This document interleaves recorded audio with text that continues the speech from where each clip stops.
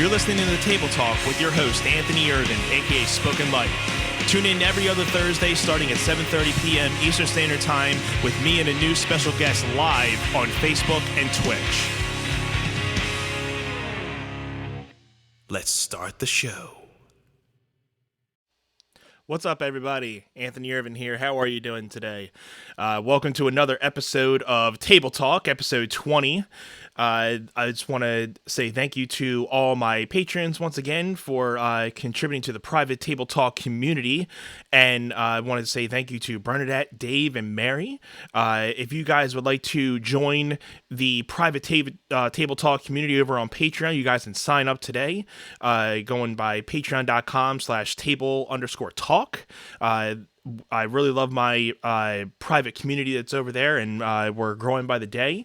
And you can get some bonus footage from tonight's episode, which is some pretty interesting stuff. Me and my special guest tonight got to talk about some pretty cool things that I may not be able to make some of the show tonight. We may talk a little bit about, but I was trying to get our special guest on a couple weeks ago, but we had a scheduling issue. But I'm glad to have him back tonight.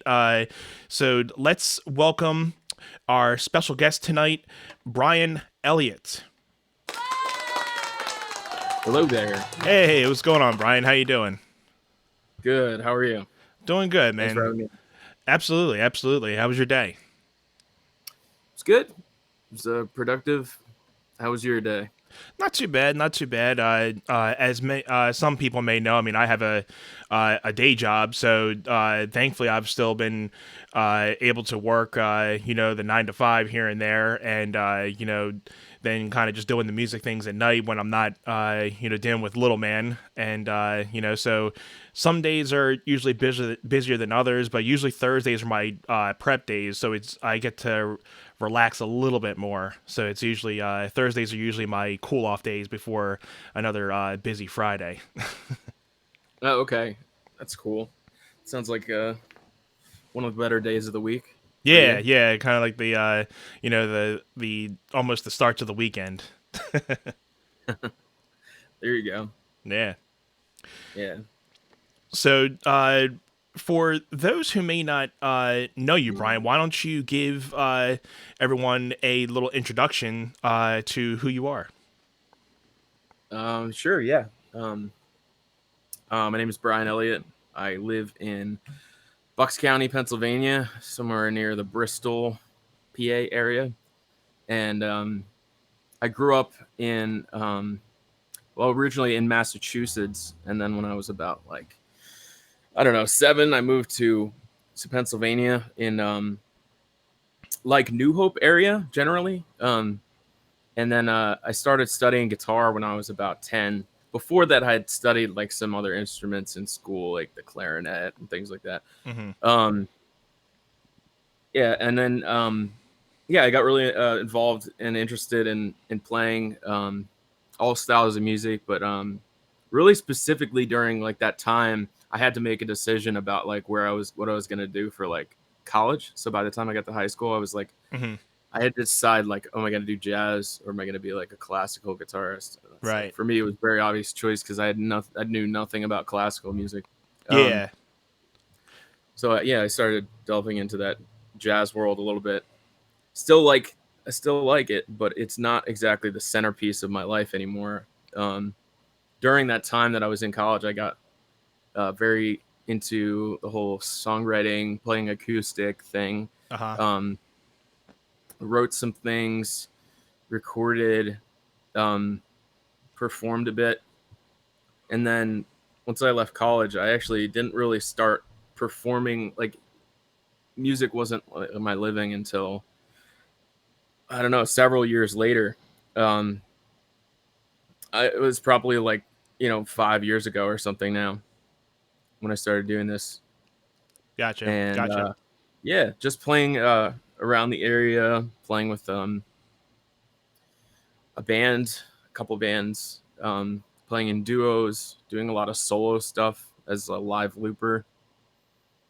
Mm-hmm.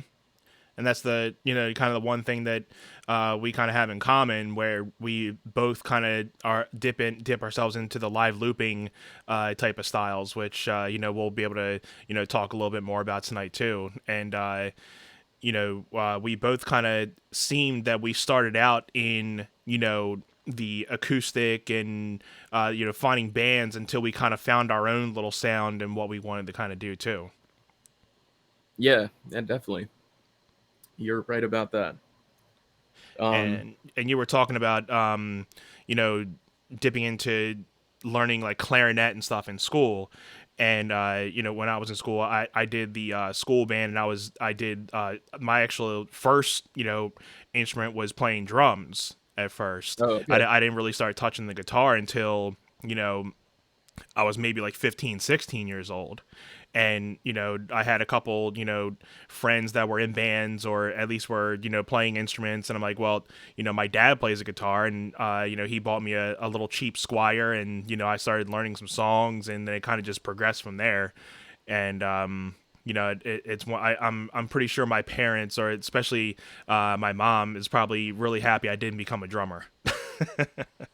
I was just laughing because you're like, he bought me a cheap Squire, and like just the whole concept of the cost of like guitars is so crazy Right. because like even a Squire, it's like a few $100s. Yeah. Yeah. I mean, It's especially, I it's mean, like not it's not like no amount of money, like spending a few $100s. And it's like yeah. my parents spent a few $100s just to get me started on some kind of shitty equipment. It's crazy Right. how much this hobby or career costs. Yeah, it's definitely, one of the more expensive ones, depending on how far you want to get into it, especially when you talk about gear and, wanting to not necessarily have the top of the line equipment like for everything, but if you really want to start dipping your head into like, big name branded instruments and gear, then yeah, you're thinking a couple hundred, couple $1,000s in your repertoire. So Yeah, for sure.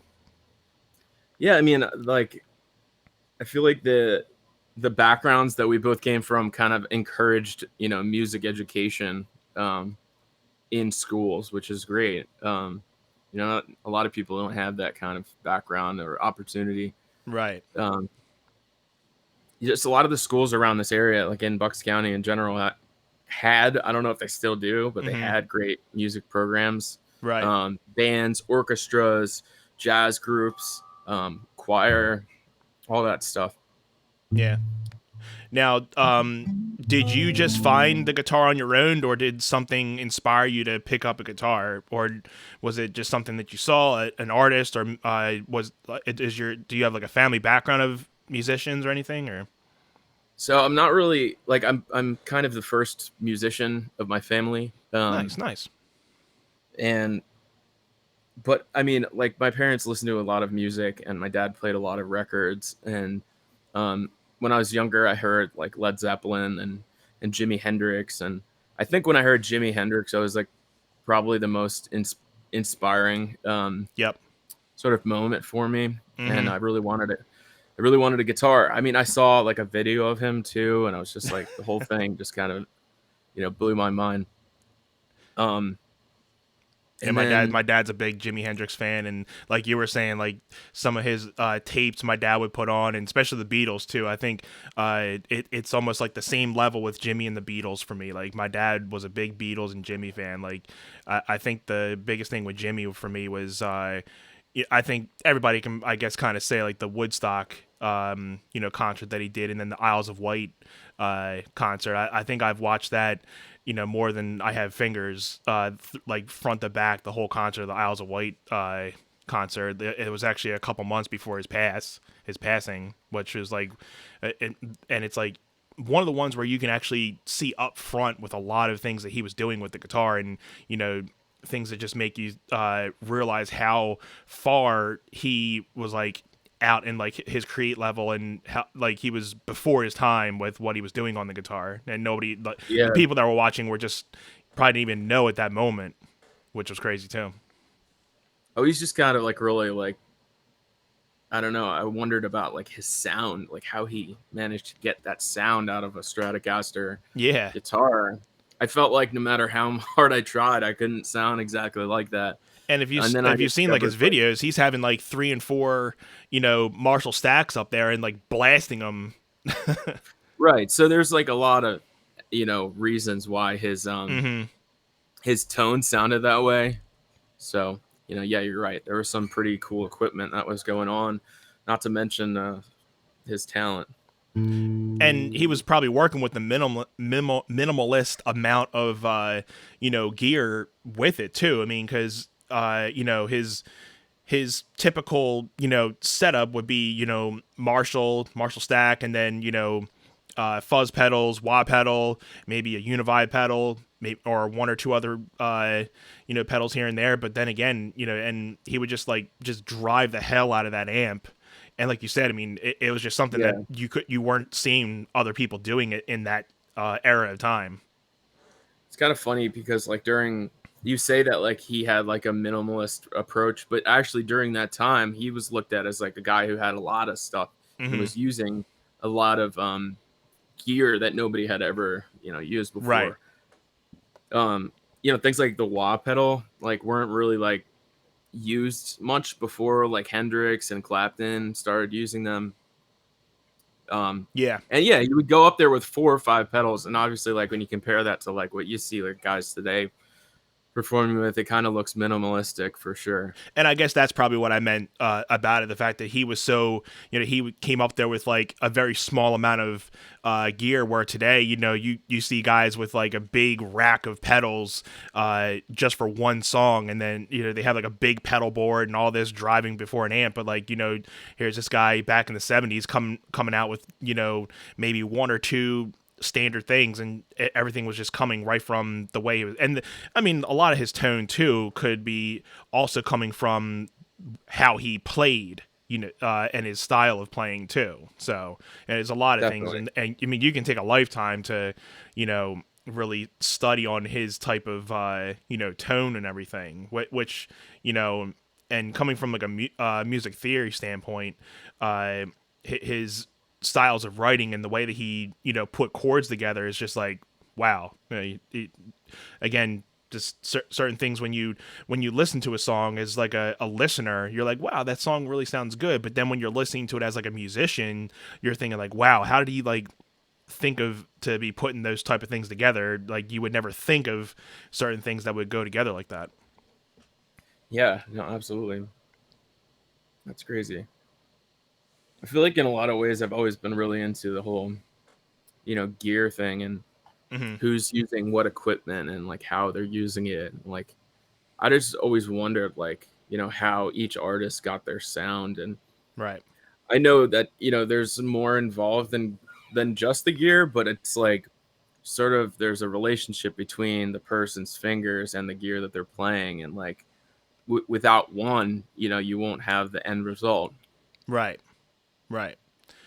Yeah, it is interesting when you think of it that way, because everybody has their own unique sound, and it's also really cool to kind of dissect how each musician kind of thinks about getting their own tones. And because now we have everything at our fingertips these days. You can just go right up to a music store, or even go online, and like how we were talking last night, you can literally like probably think of like whatever type of sound you want to try to make, and you just go do a Google search, and you can just have something at your house in like 2 days.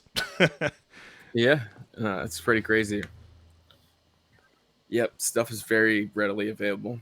Hmm. So talking about the live looping world, like what got you into starting out doing the live looping? Was it something that you kind of just saw somebody doing it, and you're like, oh well, that seems pretty fun, I want to give it a try? Yeah, kind of trying to remember like who. I know I definitely saw like I went to a summer kind of workshop, Hmm. summer camp slash workshop that you like went there. It was for guitar players, bass players, other instrumentalists, but it was mainly like a guitar and bass player thing. Right. It's called the National Guitar Workshop, NGW. It's Hmm. actually not around anymore, but at the time it was kind of like an amazing thing. And guitar players, teachers, famous artists, famous teachers would come from all over the country and Hmm. spend however much length of time. Like some would spend the entire summer, like all, I think it was like, I don't know, like probably like 20 weeks or something. Wait, how many weeks during the summer? No, I'm let's say 12 weeks. I'm sorry. Yeah, I'm off. roughly that. Yeah, let's say roughly 12, Yeah, so there were like give or 12 take. weeks of camp.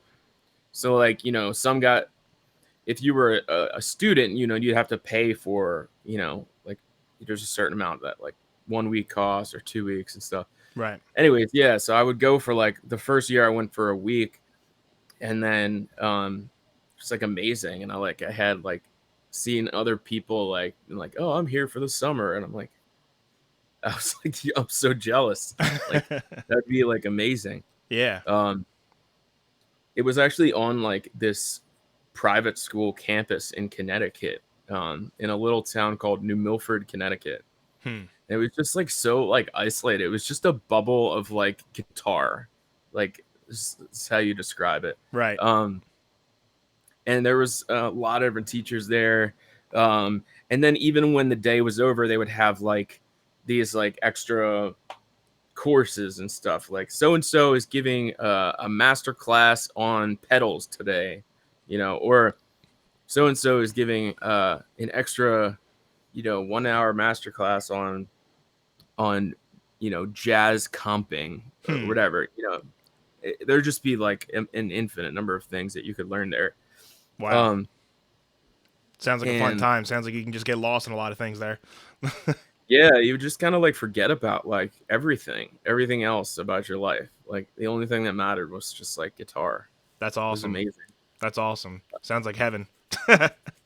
Yeah, I was like 16, maybe 15 when I first went. Hmm. um I remember some really amazing instructors.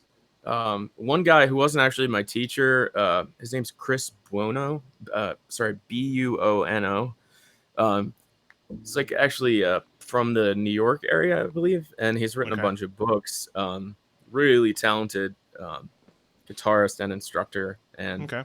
he's very into like pedals and building and wiring pedal boards and using loopers. I just remember seeing him, demonstrate like this whole pedal board that was like seemed like it was infinitely long and Hmm. had like an endless supply of pedals on it, and then like a looper. And I think at the time he was using the Boomerang, Uh which huh. was it was like a looper that was made by a company out in Texas. Um, Became popular with certain looping guys. I don't even remember the names of the guys that did looping back then. Like the first, I don't know, the first guys I remember like looping are like oh my god, I can't remember his name. The guy who's kind of like in the like Grateful Dead scene plays like he's like Hmm. jam band Keller Williams. Okay. Um, I remember him, and I remember Ed Sheeran doing Yeah. some stuff. Yeah. I think he's kind of. I mean, Ed Sheeran's. I think from a mainstream point, I think he's probably one of the ones that put live looping on the map with the creative part of what you can really do with a looper. And I think Yeah, that because I mean, there's always somebody that it was doing it before him, but I think from a mainstream point, that I think he put that pretty much on the map because I think that's what he really started out with using with, and he was using the Boss RC30 and just doing like little simple things and just how he was able to build little beats and everything just in the like within a minute or two. That's something that when I was just catching into using a looper, I would watch a lot of his stuff and then just doing Google searches of different covers and looking up live looping covers of certain songs that I was already playing, and then I'm like, well, okay. I mean, I would listen to something, then try to take it give it on my own spin. But I always like to see how other people are usually doing something to kind of get some type of inspiration from it, and yeah, yeah, it's cool how you can take something so one dimensional and then using your looper, and you can add, not only just a guitar, you can add, more stylistic points, you can add more depth and more fullness to a certain song with just, a guitar. It's incredible. Yeah, it really is. Unfortunately, I don't even have a looper with me today. I have no looping equipment. Yeah, I didn't even set up my looping stuff. My looping equipment is packed away right now, but we'll definitely have to, you know, on our Yeah, next little bat, we'll have to, do a little live looping show for the people. feels kind of weird. It's like naked when you're not like with your looper It for is. It performing. does feel like that sometimes when I'm just playing, just strictly, singing and with a guitar. It does feel like you're missing something when you're so used to doing uh playing with a looper, and then you're not. You're like, oh, you feel like you're missing something. You want to go and put another thing on there, but like, oh wait, I don't have my looper on me. Oh wait, I'm a human being, not a robot Right. that can record things. Right. Yeah. So when it comes to a live looping song, when you're trying to pick a song, and you want to say, okay, I want to turn this into, not necessarily turn it into a live looping song, but try to make it into something that you're going to make it into a fuller set that you would think that you would be able to like. So what's the process that you would go through in dissecting a song to, when you're practicing to turn a song into like a live looping song, I guess you can say. Um, it's a good question. Um, so like I think like I take a song and I see if there's like some kind of like riff that goes along with it, or if I can create a riff that's kind of like similar to what the song is offering. Mm-hmm. Sometimes it's a bass line, sometimes it's like a melody on top, sometimes it's some chords, like song like what's that one? Let's see if I can pull it up. I was thinking of like I do this with pop songs sometimes, like the song Watermelon Sugar. Uh huh. Um, I just don't want to screw it up. Play a little bit. Yeah, and Here we um, go. Yeah, so like the first thing is like I start singing it, just the chords, like, and just see if I can sing it and if it's my range, because I have a very like kind of middle of the road, like narrow type of range, maybe slightly lower. yeah, I feel Um, I'm kind of the same way. with like the Harry Styles song, like I tried doing it in the original key, and I just felt like I was just straining my voice, so I ended up Mm-hmm. like just transposing it down, Yeah. like I think like a fifth or something. Mm-hmm. Um, and basically like it has these chords that are like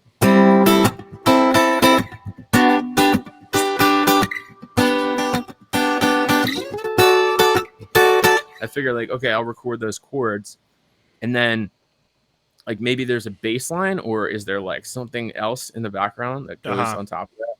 And sometimes like with this song, the bass line is kind of also like the horn line. Mm-hmm. Uh, and so it has like this thing that's like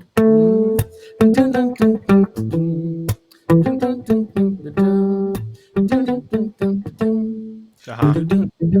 and that'll go over top of that, so I'll record that on top of it. Uh huh. And then like a lot of times like I might record them on two separate tracks so I can bring them in and out Yeah. like independently from one another. Mm-hmm. um so that way like I can be like, oh, like when the chorus comes in, like they both come in, so it's a lot like, more powerful. I try to like make it so that the song has like kind of like parts that are like discernible to the listener, Yeah. Mm-hmm. like instead of just like, even though like technically the song is just the same four chords over and over again, um you can make it so like it sounds like there's something different going on, Right.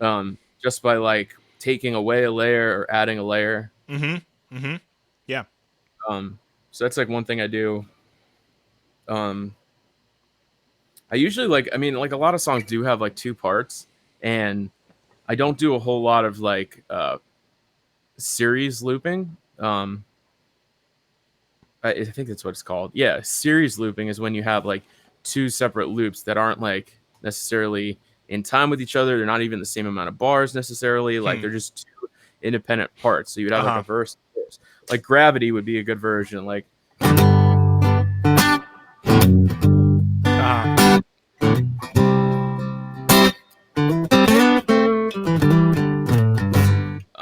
and then you'd have the mhm. other part. So you really like, I mean, in order to do it, like you'd have to like have a totally separate loop going for Yeah. that. Usually I turn off Like, my loop going into that A minor seventh, and I'll just ring out those chords, and then when it goes back into the hook of the song, then I turn back on the loop, and that's where like the yeah, bass and all the whole full band comes back in. So it's kind of like, it drops out. You kind of bring down, and then once the that little chorusy section's over, then it pops back in, and then you're like, oh, okay, it just jumps back in. You get the groove back in. So yeah, and that's like the creative thing about it is you can do whatever you want yeah, with you're like the looping. composer. You know, you're the arranger, the Uh huh. composer. Not the composer. You're the arranger. Right. Right. So you can do what you want with it, Absolutely. which is cool. Yeah, I do very similar thing. Like just like you're saying, like when that part's done, I stop that loop and I start playing this without any looping. You know, just Yeah. play it. Yeah. Um, sometimes like if I really feel like I want to like endeavor on something more difficult, like I will do like series looping, but I can't do that on my boss looper. I mean, it can be done, but I haven't figured out a way to make it so it doesn't screw up my entire other set. It's Yeah. like it feels like this looper has to be set to like one or the other. Yeah. Either I don't that, think if you're talking about the RC30, I've tried having like one loop that, let's just say it's like like one or two 4 bar, a 2 bar yeah. loop, I'm not talking about that one. I know what you're talking about. but like you can't necessarily loop a 2 bar and then loop 1 bar of that, or so like you have to kind of go within that same route. Like you can't start like a brand new thing. So there's only like one or two songs that I will make a loop in the beginning of the song, but then at the end I clear everything and make a brand new loop for the ending. There's certain ways that I do that as well. Oh yeah, I've done that as well. That's also a good point. Like, you can be like, recording, as you're playing. It's like, I mean, it's part of the challenge of it is that like you got to keep the song going, and Uh huh. sometimes people look at you and like, you've just recorded something and it's in time and you spent, it was hard and you got it done, and they see you and you're not actually playing the guitar because you've just recorded it Yeah. live, and they think that like, oh, this guy's using like backing tracks and he's like I a fraud.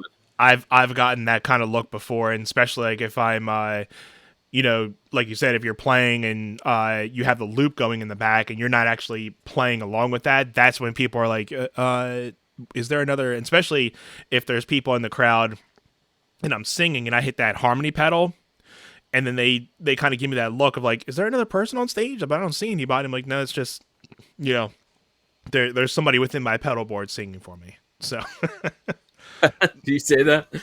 I try to say like, it's my second guy, but he's kind of out in the car.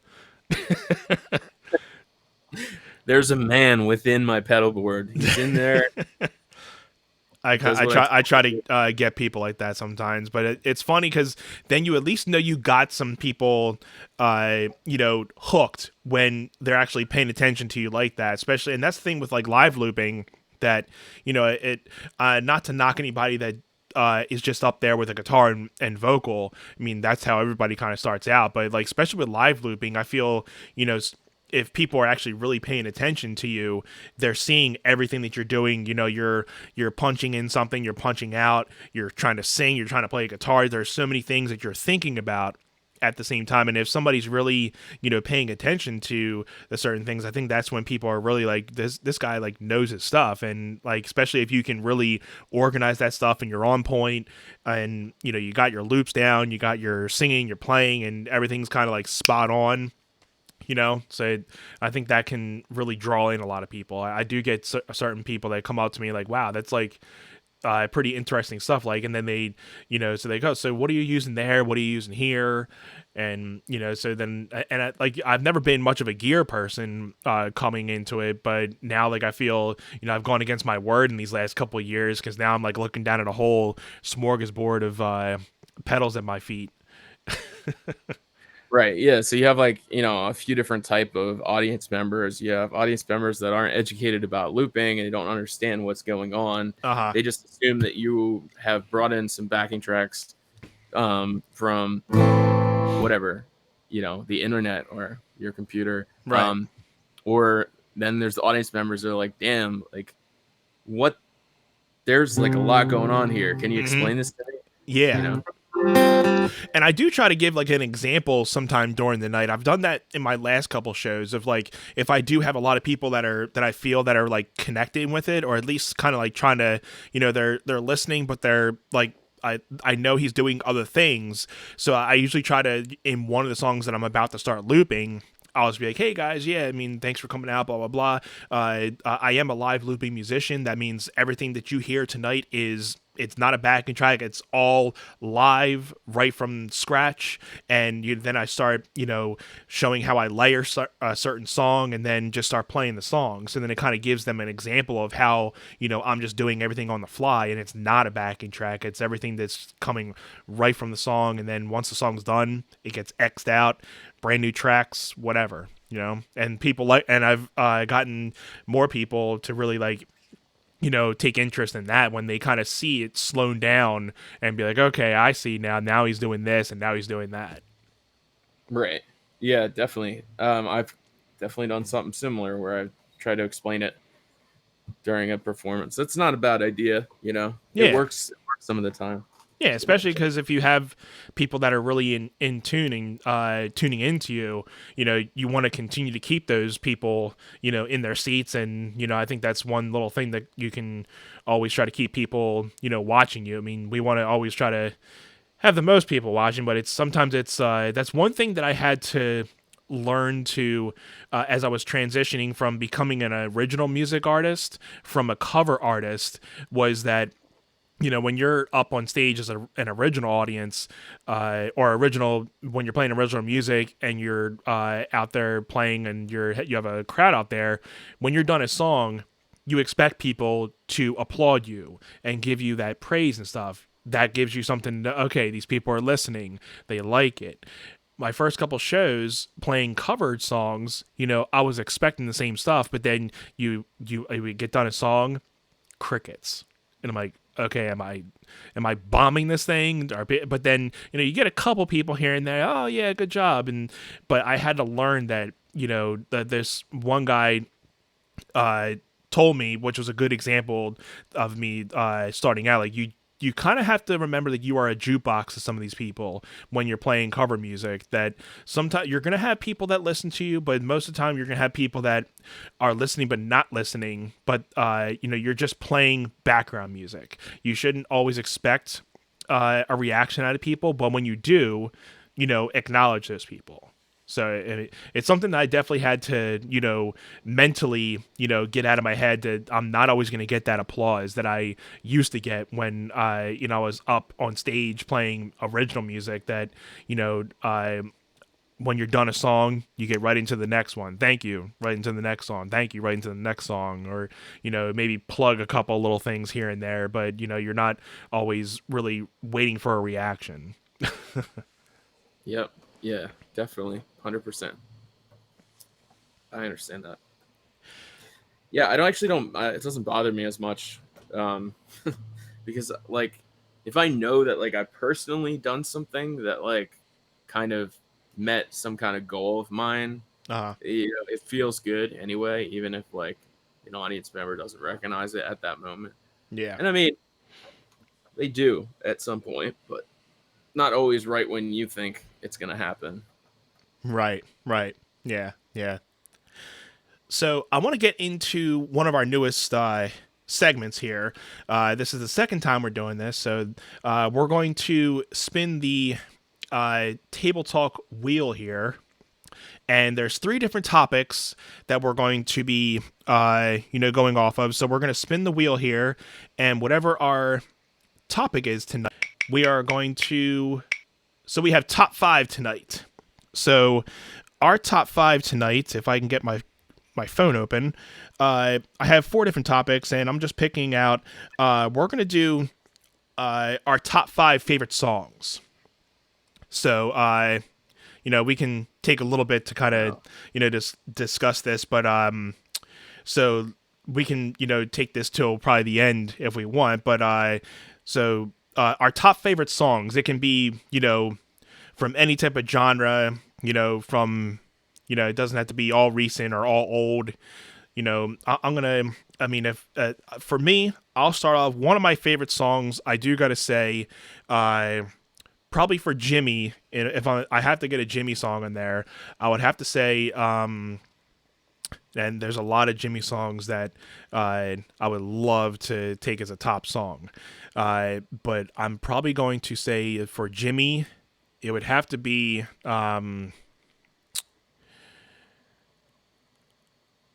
Huh. Now I'm like drawing a blank which one I actually want to say for Jimmy.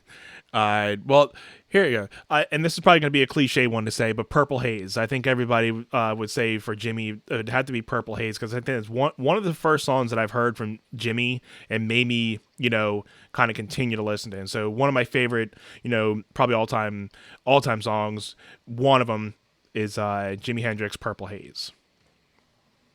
it's a good one for sure. I'd probably go with I don't know, man. I love the first album, but the second album kind of hits me in the heart.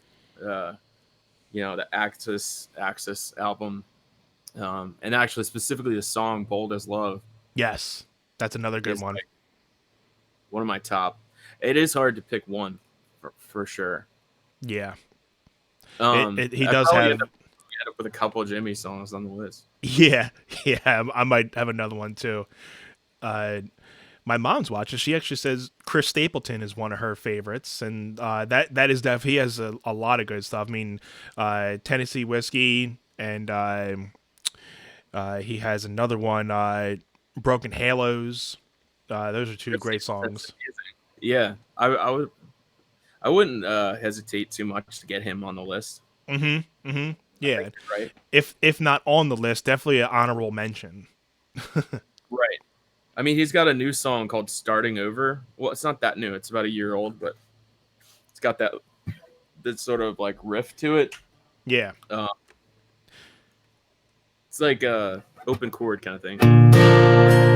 Yeah. You know what I'm talking about? Yeah.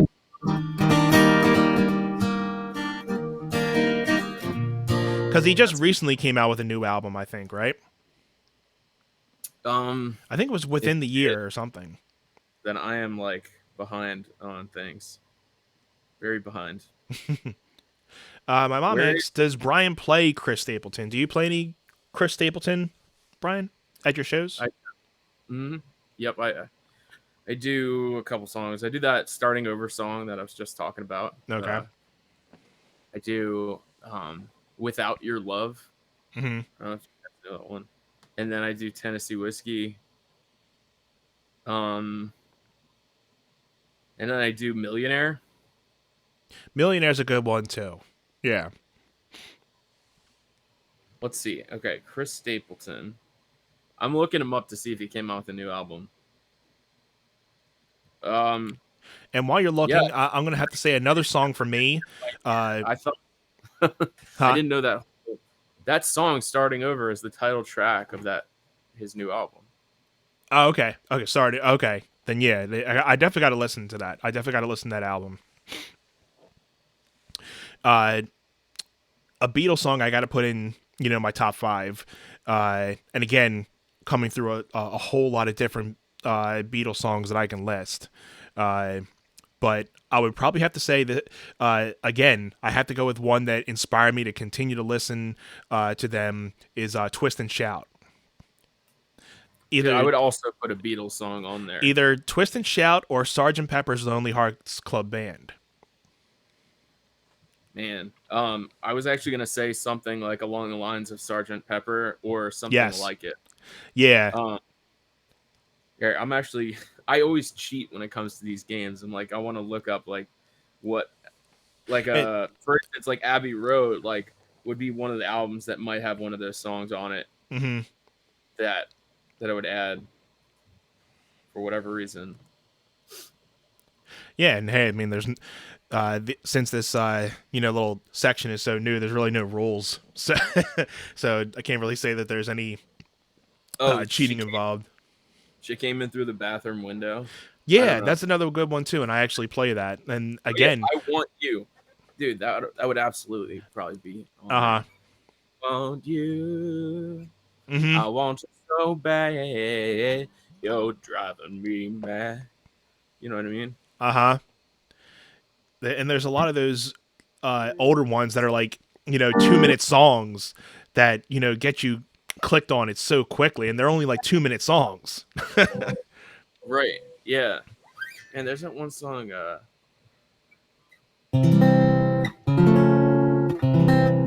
Um, Oh, darling, it's kind of sound like you were playing that. I was playing one of the chords from the song, Yeah, but I was thinking of All My Loving. that's a good one too. Yes, I that's another one I play. It goes from the minor chord augmented Uh, to the mm-hmm, major. It's like unheard of. Whoever was writing songs like that back then, other than the Beatles. right. John and Paul, George were Oh, masterminds in themselves. yeah. Pretend that I'm kissing your lips I'm missing. Hope that my dreams will come true. When I'm away, I'll write home Home every every day. day Send all my loving, to you. all my loving, Ooh. all my loving, darling, I'll be true. Woo-hoo. Boop boop That, boop that boop. comes at the end where the get high. Yeah, that's a really nice song too. It's So my mom's we've favorite both we've song. both uh, we've both gotten two, so we have three more. Uh, Mm-hmm. huh. I guess Water yeah. sugar. I'm just kidding.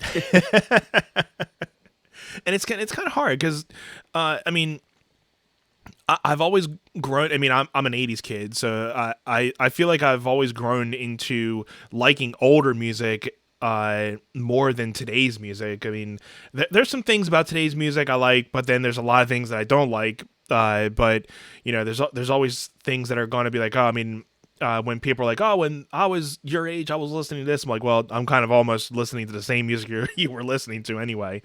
Uh, but Man, I would have to put like a live John Mayer track on there for my next one. Yeah, I was Like just thinking of a John Gravity Mayer live, one. maybe Gravity, the live version from Where the Light Is. Yeah, dude, that whole album is just. Whew.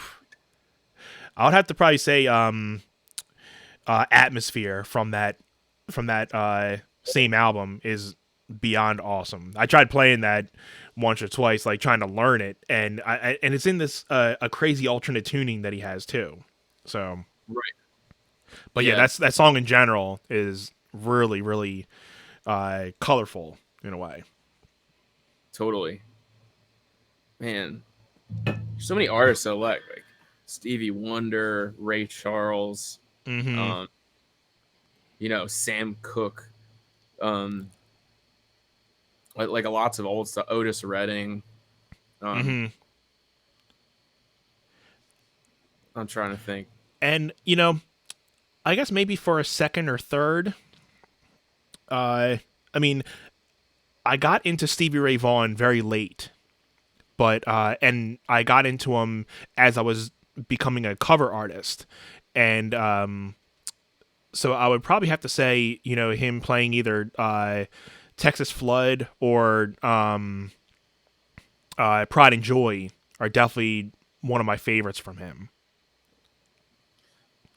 I think it's almost better to pick songs that I don't play because the songs that I don't play are probably the ones that are so amazing and Yeah. well composed that like that are impossible to cover. So for me, I think like I would probably put Stevie Wonder next, Hmm. but which one? I don't know.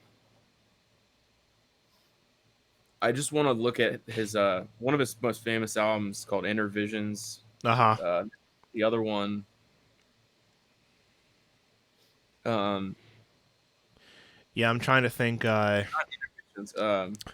There was another person I was just thinking of too. the one that has Superstition on it. Uh-huh. I mean, I think Superstition is definitely you can't talk Stevie Wonder without, Superstition in at least some type of manner. Maybe I wouldn't do Stevie Wonder. Now that I'm thinking about it, I'd probably do like something from Harold Melvin and the Blue Notes. Hmm. I'm really into that Philly soul sound. Uh-huh. The Stevie Wonder's great, but Harold Melvin, man, that stuff like rip your heart out. Yeah. Yeah. Um, So I've had Jimmy, had Wake John up every Mayer, Beatles, Stevie Ray Vaughan, one more. And I can't really say these are like, from, you know, these are definitely not in like an order sense. These are just people that are just coming out of the top of my head. Because I can never put this in a chronological order of like who would be better than others. Because I mean, these are songs that are even just like it couldn't even they're favorites, but I would have to just say, the person in general, all like their songs. There's no specific song that I can just make a favorite. There's a lot of different songs from these people that I love. Yeah, so it's almost easier to choose like artists rather Yeah, than song or an album. yeah, yeah. And trying to see if there's anything out of like that specific blues rock genre that I can kind of say, because I mean I do like the heavier sides of music too. Like, I love metal and hardcore metal too. So it's kind of definitely a different, you know, sway if I put this into a top five. But maybe I can put that into a different category if we do this again on another episode, because trying to keep it within maybe somewhat of a form. But trying to think. Oh, not many people. I haven't heard many people talk about this person. Robin Trower. If I know a lot of people that are into Robin Trower. Me and my dad saw him twice, and I do gotta to me, I felt he was the closest to like probably seeing or experiencing Jimi Hendrix.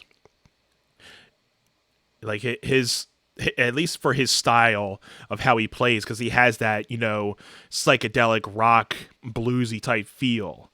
And so I have to kind of look up one of his songs. But I think one of his songs begins with Eagle in it. If my dad was watching, he would probably be telling me which one that would be. Trower. Bridge of Sighs. That's it. Or yeah, the Day of the Eagle. So one of those two, I'd probably say Day of the Eagle or Bridge of Sighs. So if you haven't heard of either of those two, I would definitely recommend listening to those. Those are two absolutely amazing songs. Yeah, no, I've checked them out. It's been a while though. I probably should go back Yeah, and listen. yeah. It's been a while since I've looked up his stuff. I would probably end with something from Jeff Buckley. Jeff Buckley's he's like an incredible songwriter. Like, and he died really young. He had like a such a tragic life, and like his story is just I don't know incredible. Hmm. Um, he's got a song.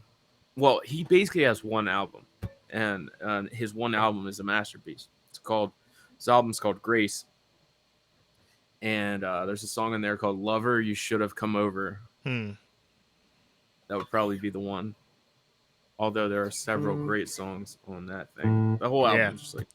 genius. Well, that was a good top five. I mean, I think it definitely gave us definitely gave us a good amount of challenges to kind of pick out some really good songs. And if it probably would have been better if it was a top 10. We probably would have had a lot more wiggle room to play with. But Right. Yeah. But yeah, Yeah. that was the top five, everybody. So if you guys are watching now, or if you're watching later on, leave a comment with your top five of your top five favorite songs. Feel free. But once again, I just want to say thank you to everybody who's been tuning in tonight. My name is Anthony Irvin, your host, aka Spoken Life. You are watching Table Talk. With me tonight is Brian Elliot. I had a wonderful time talking to him. Brian, I know you have some original music up, which you can you can go listen to Brian on Bandcamp at the little link here. So brianelliot.bandcamp. So feel free to look up his original music. Brian, is there any possible original music in the future, perhaps? I know you were saying you haven't been really dipping too much into the original music lately, but is there any future plans of putting out any music? Yeah, I have a friend that he built a studio and he wants to record originals together Nice. this summer. Well, as soon as the studio's finished and everything, the whole project. Nice. Yeah, definitely. I hope maybe in a few months get some new tracks down. That'd be the goal. Absolutely. Yeah, so make sure you guys follow Brian on Facebook and Instagram, and go check out his music. And once again, thank you all for tuning in tonight. This has been episode 20, and we'll be back with a brand new episode in 2 weeks. So thank you guys very much. And again, thank you, Brian, for being on here tonight with me. I had a great time and hope we can do this again. Maybe next time we can get our live looping setups, set up, do a little bit of live looping back and forth, and talk a little bit more about our gear, setups and stuff. But yeah, other than that, thank you guys again. This has been Table Talk. We will see you all on the next episode. Thank you guys and have a great night.